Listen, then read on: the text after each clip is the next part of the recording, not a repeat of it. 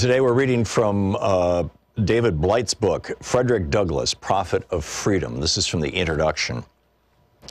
In his speech at the dedication of the National Museum of African American History and Culture in Washington, D.C., September 24, 2016, President Barack Obama delivered what he termed a, quote, clear-eyed view of a tragic and triumphant history of black Americans in the United States. He spoke of a history that is central to the larger American story, one that is both contradictory and extraordinary. He likened the African American experience to the infinite depths of Shakespeare and Scripture. The, quote, embrace of truth as best we can know it, said the president, is, quote, where real patriotism lies. Naming some of the major pivots of the country's past, Obama wrapped up his central theme in a remarkable sentence about the Civil War era. Quote, we've buttoned up our Union blues to join the fight for our freedom. We've railed against injustice for decade upon decade, a lifetime of struggle and progress and enlightenment that we see etched in Frederick Douglass's mighty leonine gaze, end quote.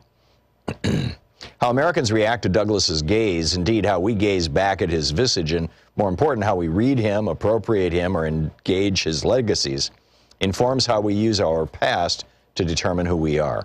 Douglass's life and writing emerged from nearly the full scope of the 19th century, representative of the best and the worst in the American spirit. Douglass constantly probed the ironies of America's contradictions over slavery and race. Few Americans use Shakespeare and the Bible to comprehend his story and that of his people as much as Douglass. And there may be no better example of an American radical patriot than the slave who became a lyrical prophet of freedom, natural rights, and human equality. Obama channeled Douglass in his dedication speech, knowingly or not. So do many people today. Born Frederick Augustus Washington Bailey, a slave, in Talbot County, Maryland, in February 1818, the future Frederick Douglass was the son of Harriet Bailey, one of 5 daughters of Betsy Bailey, and with some likelihood his mother's white owner. He saw his mother for the last time in 1825, though he hardly knew her.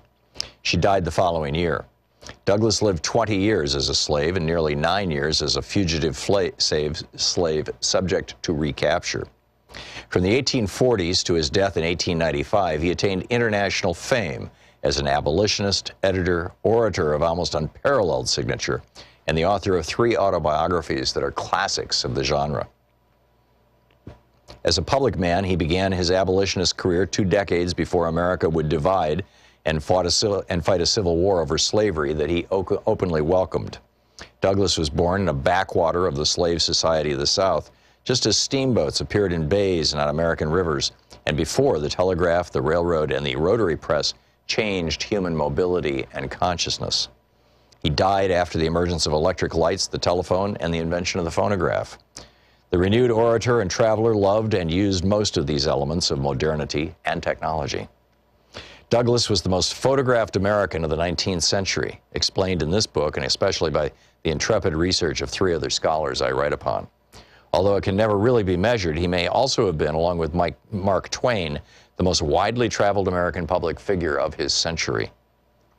By the 1890s, in sheer miles and countless number of speeches, he had few rivals as a lecturer in the golden age of oratory. It is likely that more Americans heard Frederick Douglass speak than any other public figure of his time. Indeed, to see or hear Douglass became a kind of wonder of the American world.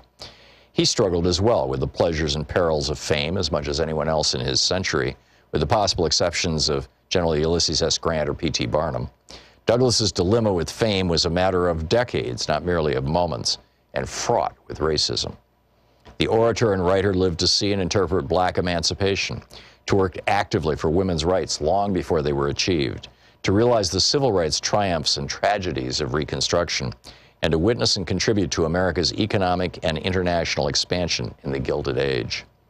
He lived to the age of lynching and Jim Crow laws, when America collapsed into retreat from the real victories and revolutions in race relations that he had helped to win.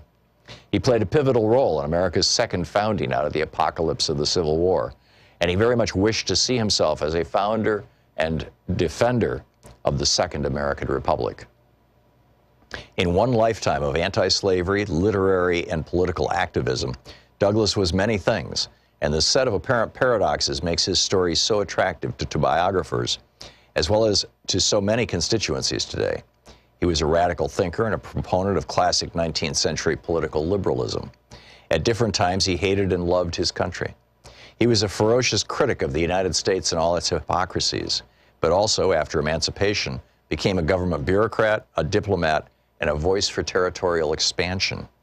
He strongly believed in self-reliance and demanded an activist interventionist government at all levels to free slaves, defeat the Confederacy, and to protect black citizens against terror and discrimination.